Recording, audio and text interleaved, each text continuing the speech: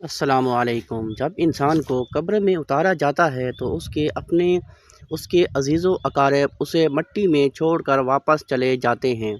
کچھ لمحوں تک قدموں کی آوازیں سنائی دیتی ہیں اور پھر وہ بھی ختم ہو جاتی ہیں، اور انسان ایک ایسی تنہائی میں داخل ہو جاتا ہے جس کا اس نے کبھی تصور بھی نہیں کیا ہوتا۔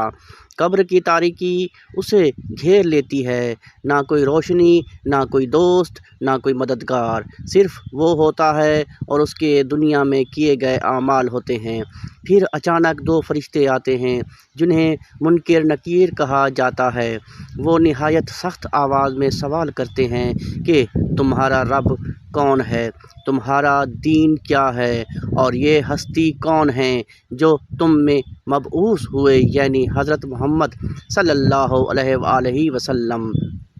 اگر انسان دنیا میں ایمان والا اور نیک عمل کرنے والا ہو تو وہ اعتماد کے ساتھ جواب دیتا ہے کہ میرا رب اللہ ہے، میرا دین اسلام ہے، اور یہ اللہ کے رسول حضرت محمد صلی اللہ علیہ وآلہ وسلم ہیں۔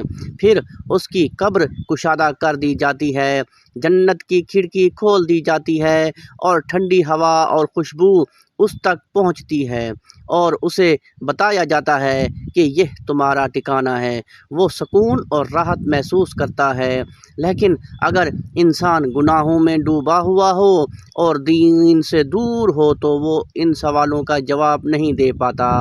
وہ گھبرا جاتا ہے اور کہتا ہے کہ مجھے کچھ معلوم نہیں۔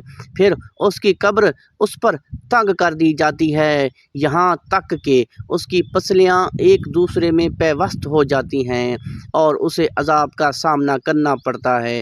اس وقت نہ مال کام آتا ہے، نہ اولاد، نہ دنیا کی کوئی طاقت، صرف اعمال ہی ساتھ دیتے ہیں۔